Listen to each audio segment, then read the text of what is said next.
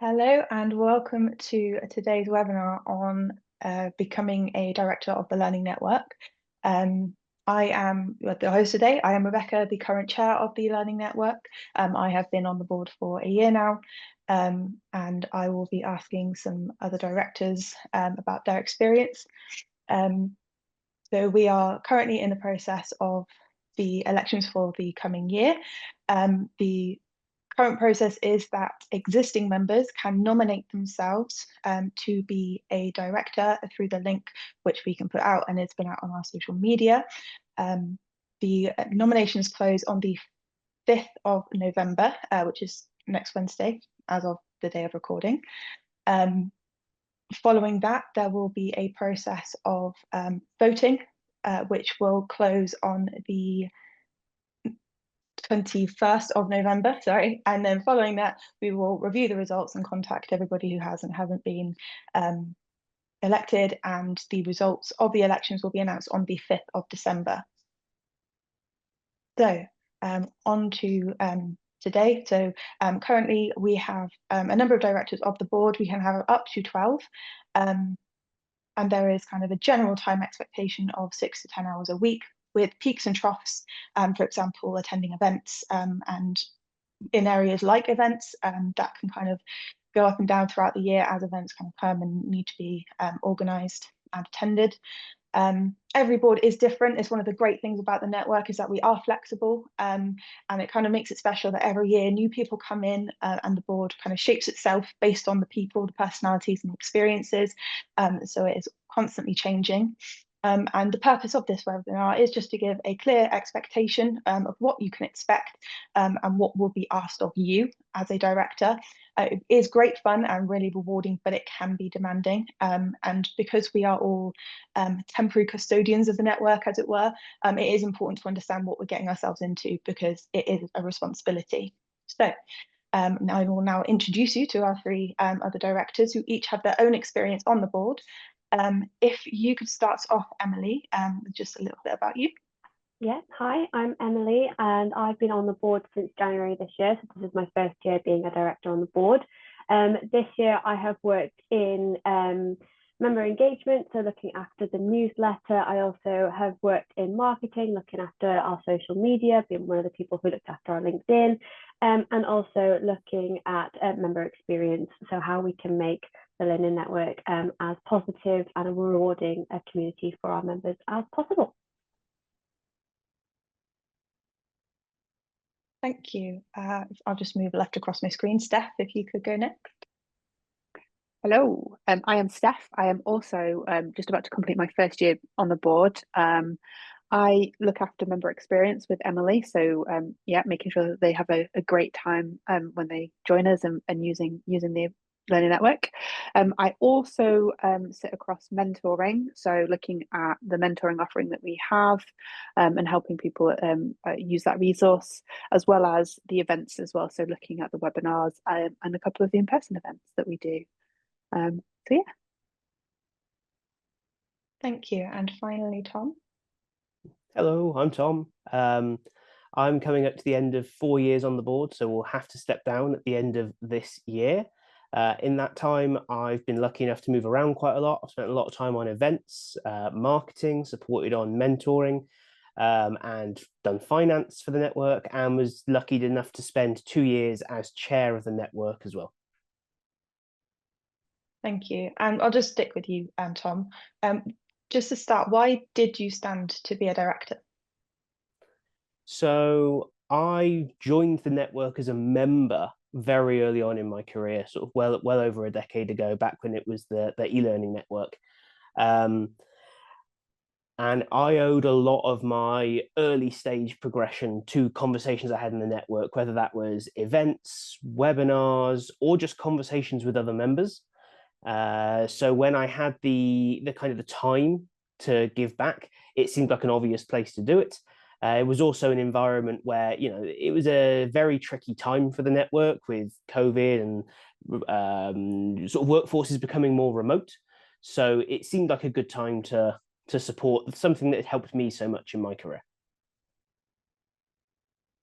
Thank you. What about you, Emily? Why did you stand? Kind of a similar reason to Tom, really. So I joined just before the pandemic as a member, and I had joined because I wanted to find out more about the industry that a lot of my clients worked in.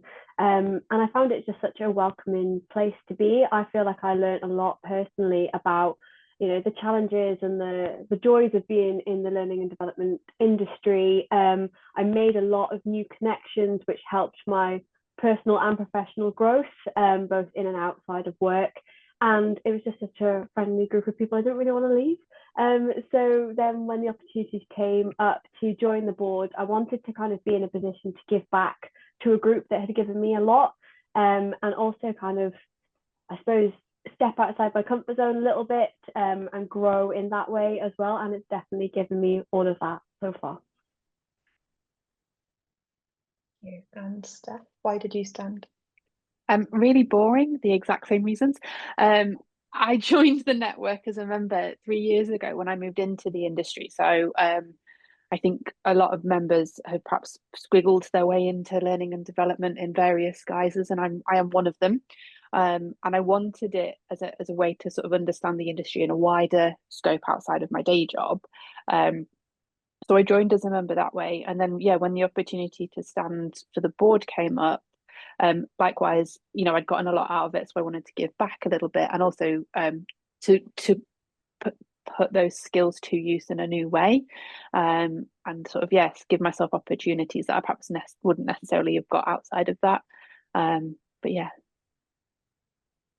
I think clearly a common theme about the kind of how welcoming the network is, which is something that really stood out to me when I started attending events.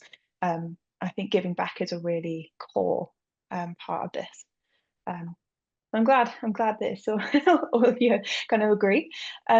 So if we kind of move on a bit, so if you could each run us through kind of what your time is spent on and how much time you generally give to kind of the board activities.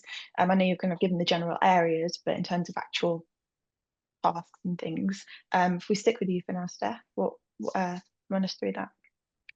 Yeah, so I think it was mentioned at the top of the meeting that it's peaks and troughs. So at the minute, obviously gearing up to our big event coming up, there's a little bit more time that's spent on getting things prepared for Connect, and that's sort of taking up perhaps a little bit more than maybe the 6 or 7 hours I was spending normally.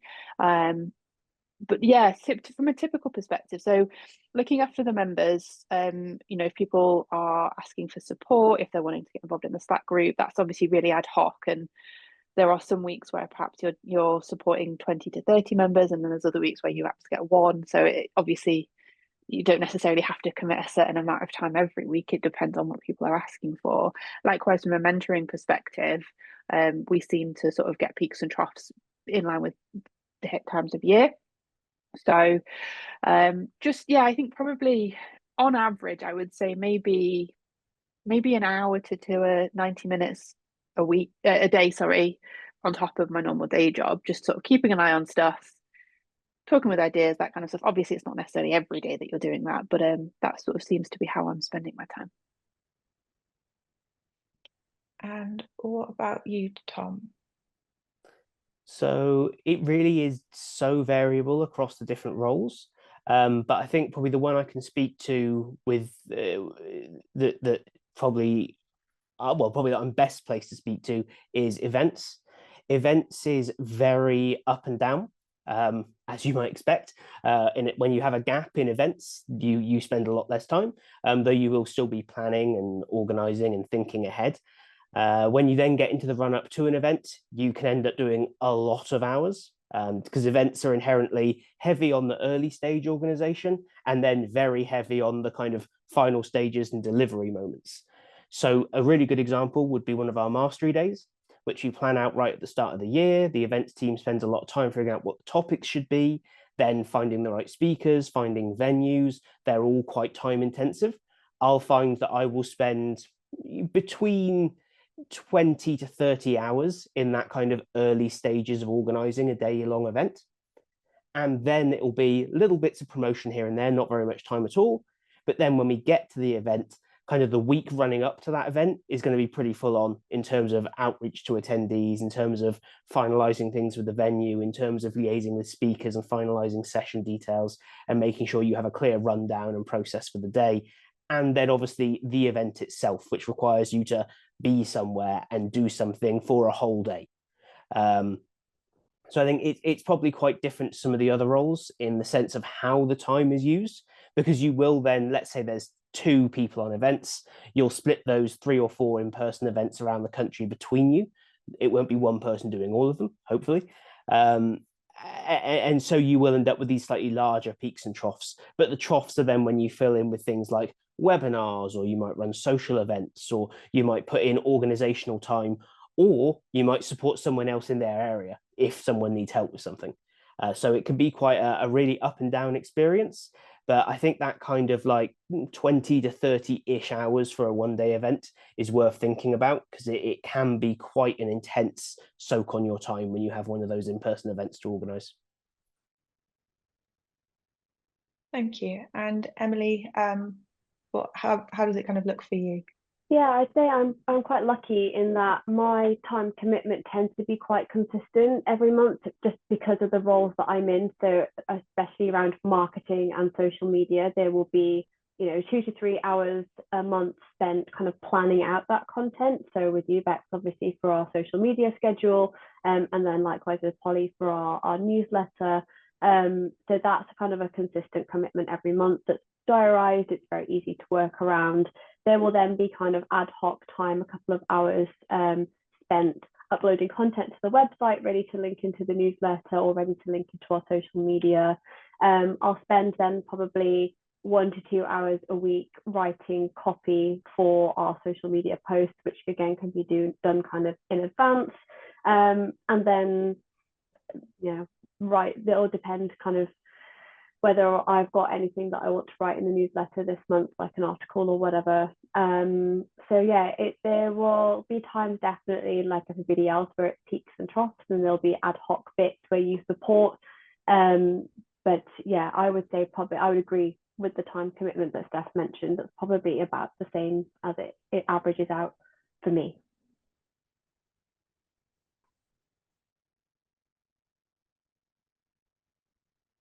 Still on mute, Bex. Sorry, I left myself on mute. Yeah, thank you. It is good to get different perspectives from different areas. So I think they are all, a bit different in how they function. And so what area you kind of are in, to an extent, kind of defines, where and how much of your time you kind of spend on it. So for the next, so if there was kind of one thing that you would want people to kind of consider before standing, like perhaps something that might not be obvious to somebody who's never kind of done this kind of role before, what would you want them to consider before they get into the role? If we just stick with you for now, Emily. I think the one thing I would say is come in to the board with an idea of what you want to do in your role. Once you've found out the area that you're going to be working in, is kind of bring those ideas with you. I think I spent a lot of time over Christmas kind of starting to plan out what I wanted to do, so that when you get started in January, you can kind of hit the ground running a little bit. I think it's very different to starting a job, for example. There's no kind of onboarding or kind of easing you in. Like once you're in, you're in. So just don't be afraid to kind of get started. I think that was some advice that I had this time last year, and it's proven to be really true. So the more time that you can spend kind of knowing that you've got the freedom to make the role what you want it to be, so just go for it, was really, really helpful for me. Thank you. And Steph, what about you? Yeah, I think in a similar vein is come and be ready to roll your sleeves up, because time passes really quickly. And I'm sure there's definitely times where all of us on the board have sort of said, yes, we'll commit to doing this by the next board meeting. And then for one reason or another, you get to the next board meeting and the action's still outstanding, just because of life and then everything that goes with it. So it does take somebody who is able to self-start and get involved and work with your other directors. And I think the other thing for me, and it's not a big thing, but it's just being mindful of costs. So obviously it's a volunteer role. So if you are wanting to get involved and do events and that kind of stuff, obviously that is self-funded, which is fine if you come in with the eyes open and know that. But I think it's just important to be aware of that, and that if you are coming and signing up to it, that there is a cost commitment as well. Obviously not necessarily compulsory for everything, but I just thought it's something to be mindful of. Definitely. Thank you. And Tom, what would you tell people to consider? That you're going to need to get really comfortable with the idea of doing things for the benefit of others and not receiving anything in return. That's kind of at the very crux of everything you'll be doing. So if you've got in your mind this idea of, oh, I'll do this because it'll be great for me in the following ways, that will end up not working. History's kind of showed us that pretty consistently, that you have to, because of how we operate and what we do, you have to be willing to just say, I'm giving this time for the benefit of the network. If something comes back my way off the back of it, whether it's making a great new connection or learning a new skill or whatever, that's awesome. But you cannot, I think, kind of predicate one on the other. And if you do, you may find yourself disappointed very, very quickly. Because we don't own anything. We are, I always say we're a bit all like Doctor Who's. We're temporary custodians of a role and of a very sort of lovely thing, but then we hand it on at the end and you have to walk away from it. So you really do need to come in with the mindset of, I'm temporarily looking after this thing for everyone else. Then I'm handing it over. It's not mine. It was never mine. I'm not entitled to something back off it. And if that isn't sitting right with you, I would think very carefully as to whether or not the sort of board director role is right for you. Thank you. Those are all great things to consider. I certainly think the kind of coming into it with an idea of what you wanted was something I took or wanted to achieve in your role was something I took for granted. And so I had a little bit of transition into it, and I'm trying to work that out for myself. So yeah, no, definitely all great, great considerations. Thank you. And kind of in a similar vein, but slightly different, what's one bit of advice you'd want to give somebody thinking of standing, either I guess for their nomination or just generally how they are on the board, or Tom?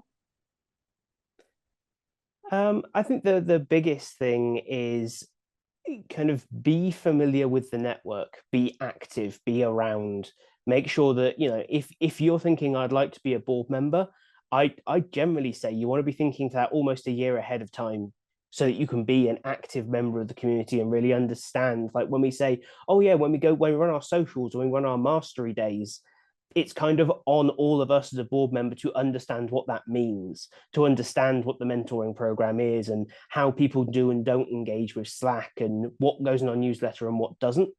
If you don't actually have a really solid grounding and understanding of the network and what it is and how it operates, it's kind of like jumping in at the top of the ship and then going, by the way, where are we going? Which is kind of troublesome for everyone. So I would spend that time to really get to know the organization. Thank you. And Emily, what piece of advice would you give somebody? I would say be really honest with yourself and your fellow board directors about what you can do, like in terms of how much time you've got to give, when you can do things and by when.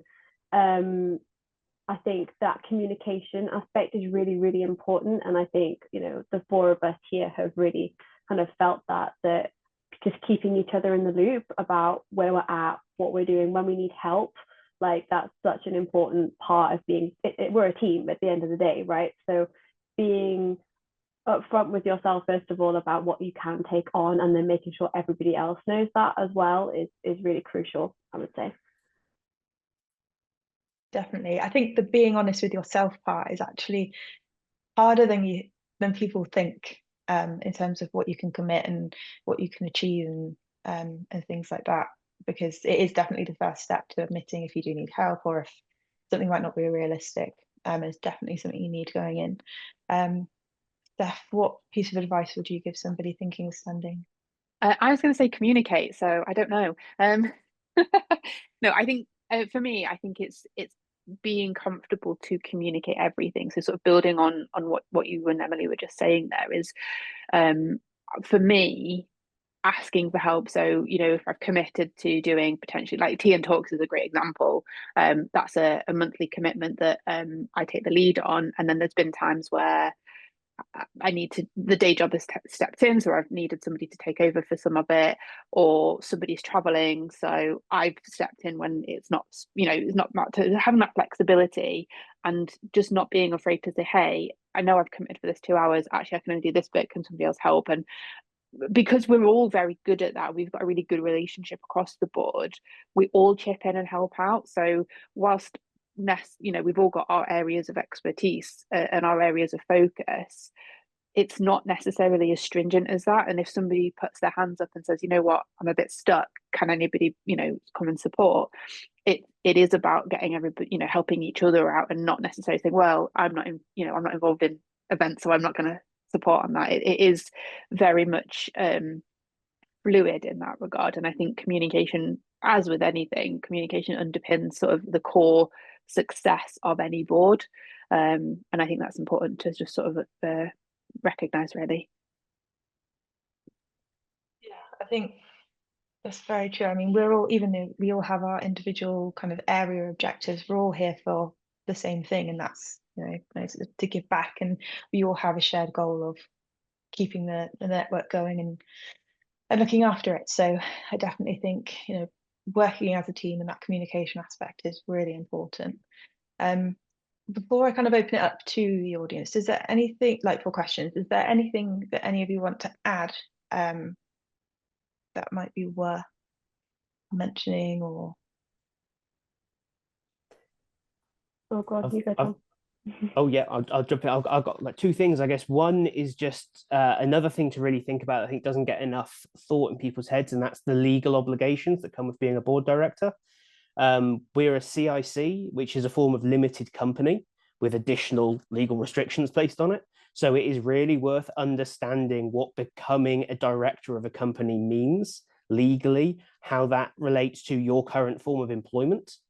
Some employers will not allow people who work for them to be directors of other companies.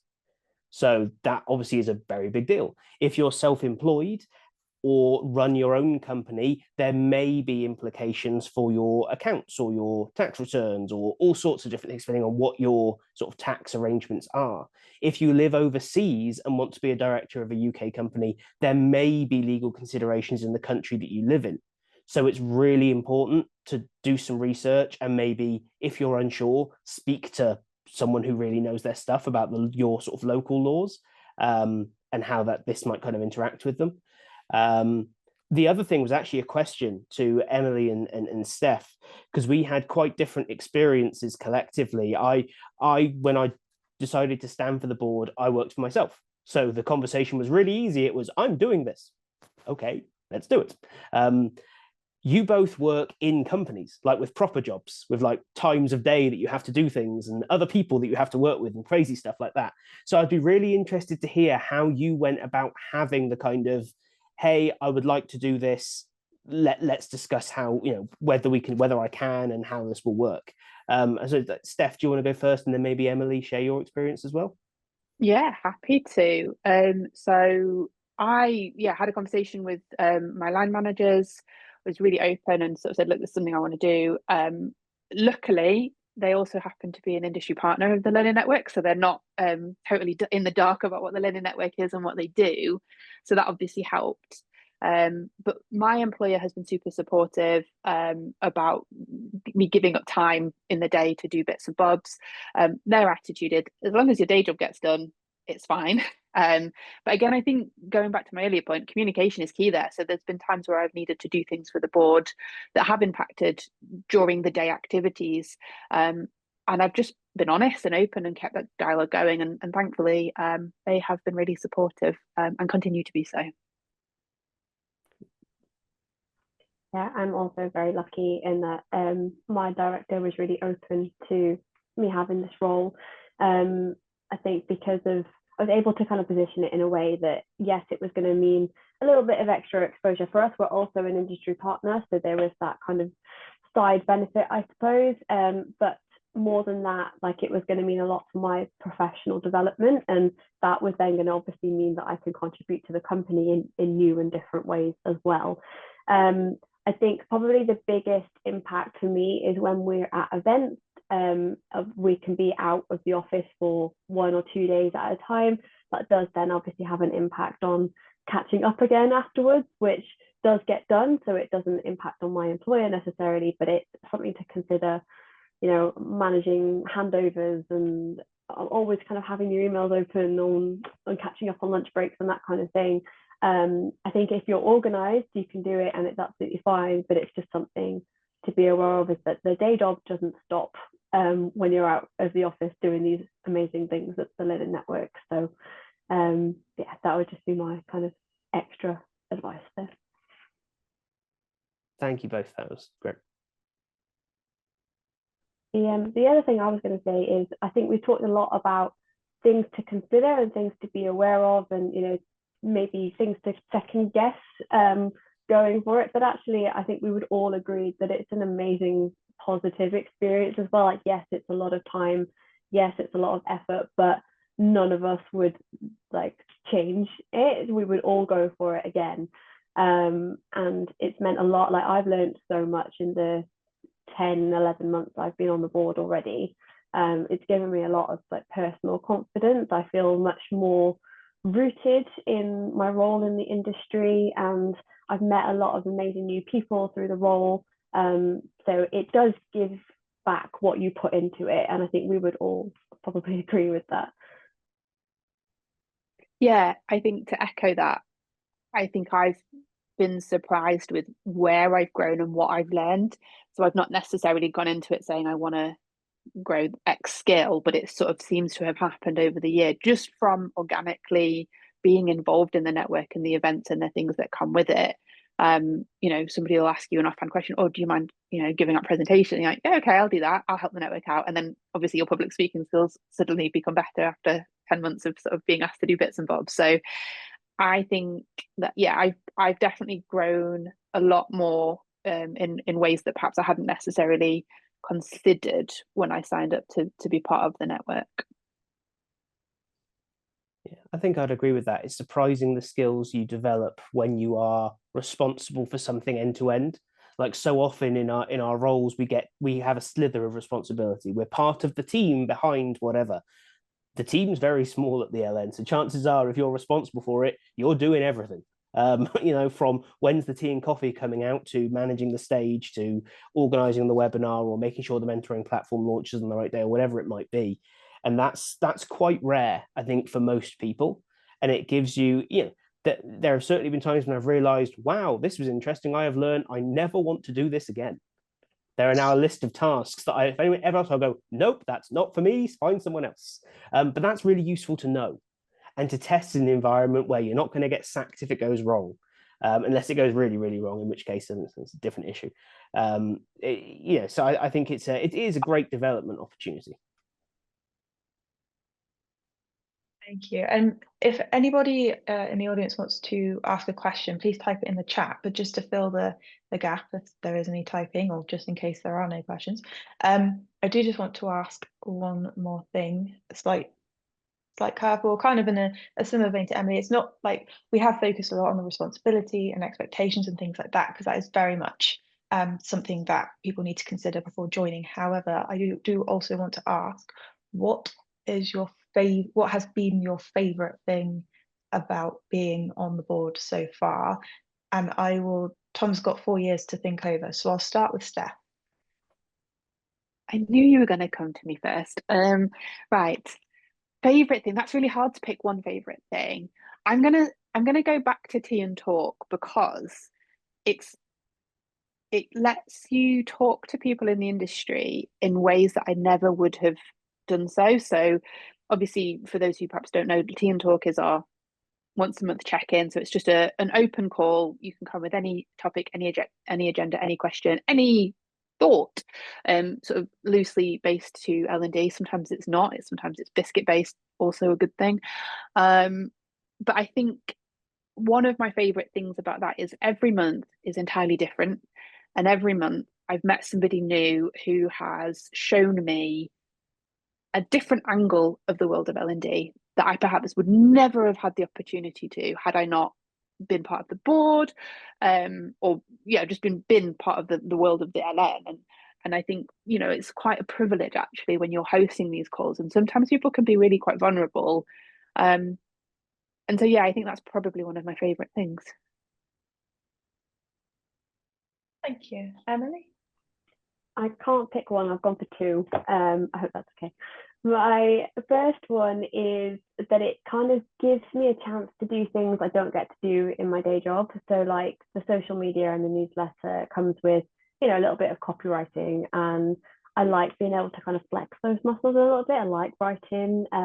And part of that is obviously the member spotlight article, and being able to speak to other members I've not met before and hear their stories and write about them is really, really cool. So I've really enjoyed that this year. And my second part is really cheesy, but it's the people. Like I have loved being part of this team, working alongside you guys and everybody else on the board. Like I just really enjoy that collaboration and teamwork aspect of it. And it makes, us feel like we're kind of building something quite special together. And, yes, we're only looking after it for a certain amount of time, but it's a real sense of achievement to kind of look back and see what we've done over the last 12 months. And I think, that's meant a lot to me this year. Thank you. And Tom, hopefully you found something from the... Yeah, it's more of a slimming down, as Emily said, to get to one thing.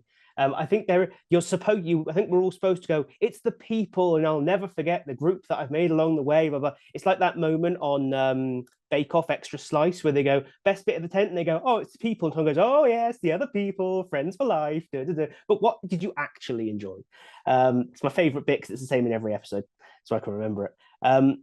But for me, and I think maybe this feeling comes more after a little while on the board, it's that sense of having done something that's been such a permanent fixed, or been part of something that's such a permanent fixture in the industry. There are very few things, entities or groups that have been around for as long as the Learning Network, from its starts as like the 10 core user group, into TACT, into eLearning Network, into the Learning Network. All this kind of long chain of people handing something over and not clinging on and not making money out of it. It's something quite special to be able to look back and say, I was a small part of that for this small window of time. And it's not really something you ever get to do in your professional life. Generally, once you move on from a job, you move on. Someone else takes your job, they stop paying you, the relationship's over, you go on to your next job. This is just that little bit different. And you kind of get that feeling of, it may be small and it may be not truly permanent because the next person will probably completely change how it's done. But for a short window, I left a little bit of a mark on the industry, and I affected, the development of maybe 20 people or whatever. But that, I think that sense of achievement is very different to what we tend to get in our work most of the time. Thank you. I think I'll weigh in on this question as well, because I actually, in a similar vein to what was mentioned earlier, is that you kind of get things out of it that you don't really expect to. So I don't think anybody who knows me would ever describe me as a social butterfly, and yet I have really loved meeting people.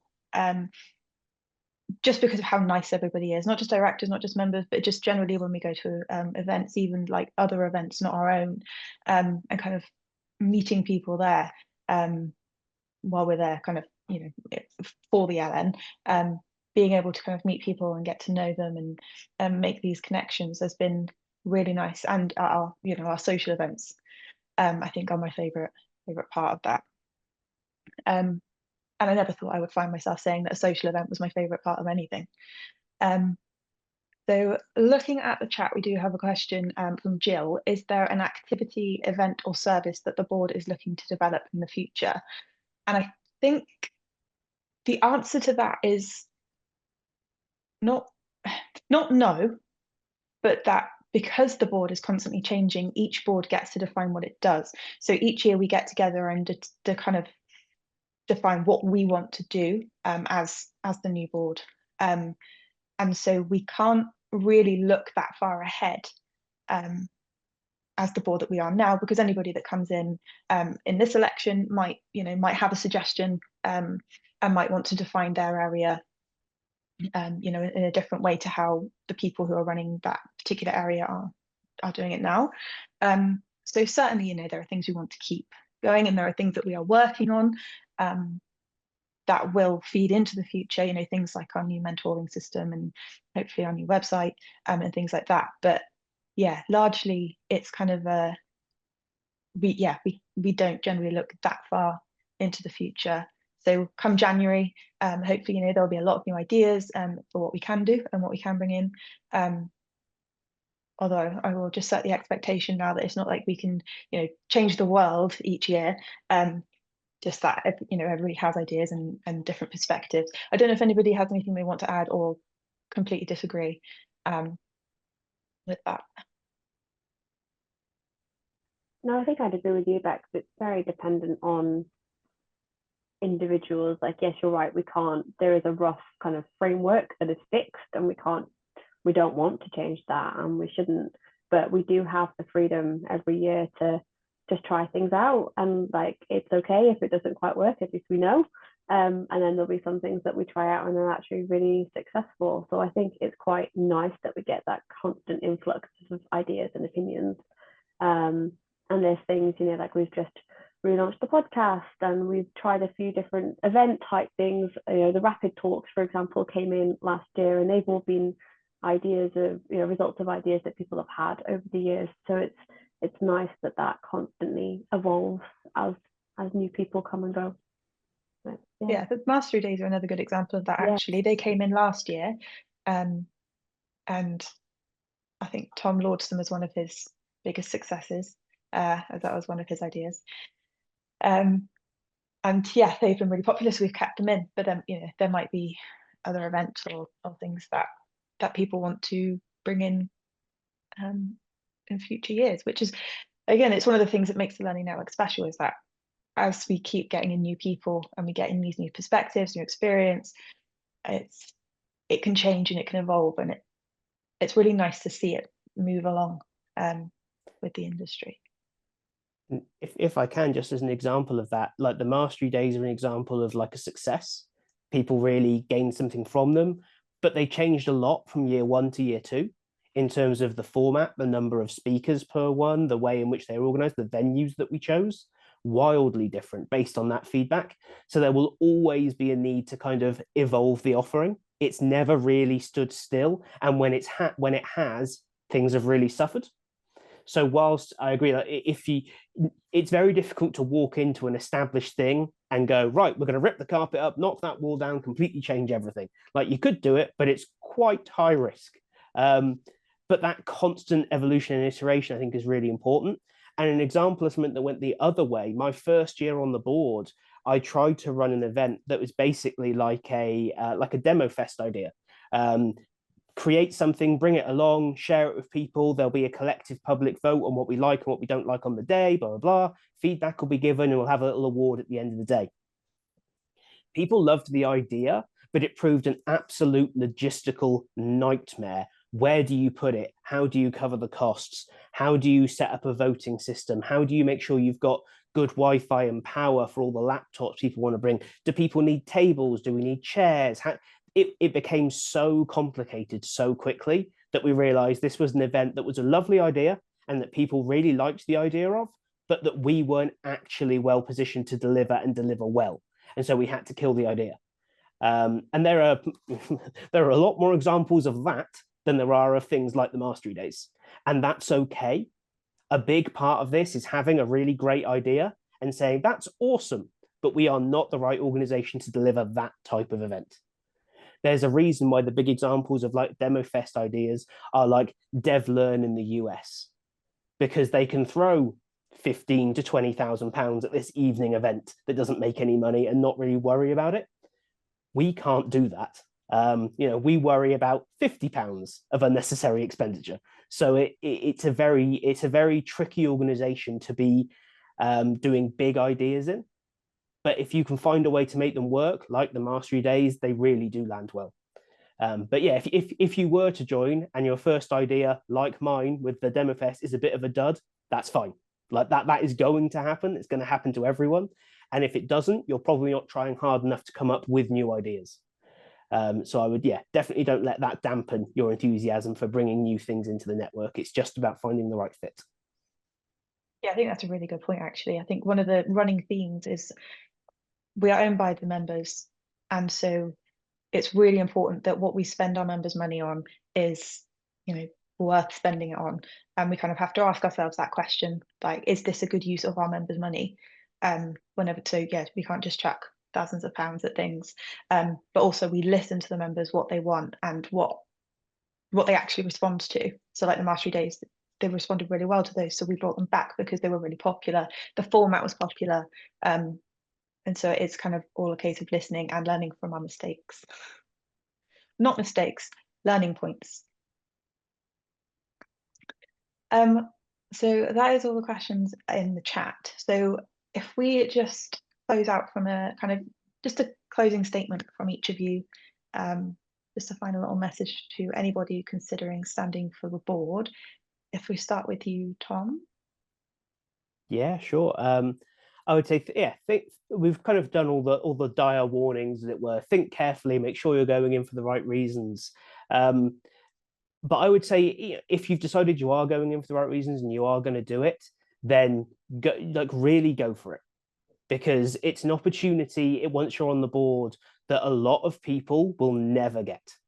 A lot of people will never get to organize webinars or organize conferences or events or write newsletters or organize mentoring. It's a really privileged position to be in. So make sure you give it everything you can give it for however long you are on the board. Because if not, you will reach the end and you will regret it. And the opportunity may never come up again. And the more you put into it, the more you will enjoy it and the more you may get out of it in the long run. I think that's probably the most important thing I could leave you with.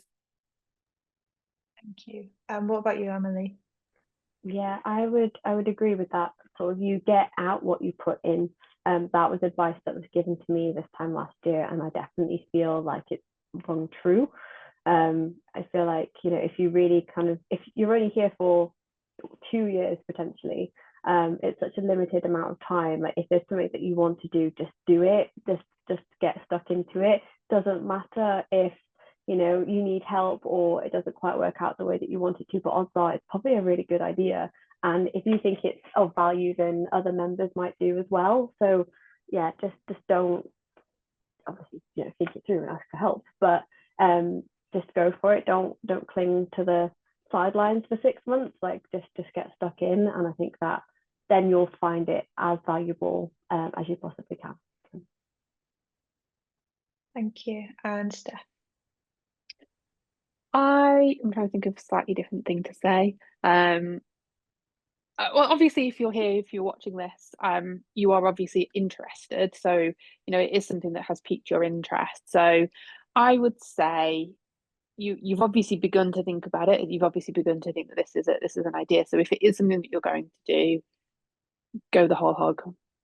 Really lean into it, jump in with both feet, all of the cliches that you can think of. Because it is something that you don't know where it's what's the quote? It's a dangerous world stepping out the door. If you don't kick your feet, there's no knowing where you'll go. There you go, Tom. I butchered it, but there we go.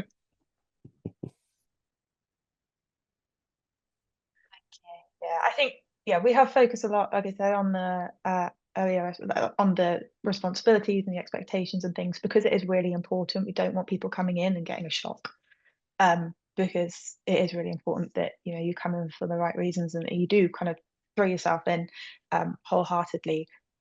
But it is really rewarding. I've got so much out of it, like on a personal level, not just professionally, but on a personal level, I feel like I've got a lot out of it, not because I intended to, but just as a natural consequence of the opportunities that I've had to do things that I wouldn't otherwise do. So yeah, and if anybody does have any questions at all, the nominations close on the 5th of November, but you can ask any of us any questions, find any of us on Slack, or email our contact us email address, contact us at thelearning-network.org. Yeah, if you have any questions at all, because we absolutely want everybody coming in as informed as they feel like they need to be. Yeah, thank you for attending, and to anybody watching this on playback. And thank you to my lovely guests, Steph, Tom, and Emily, for providing your insights. And I'm sure we will see you all at some point soon. Thank you very much. Thank you. Thank you.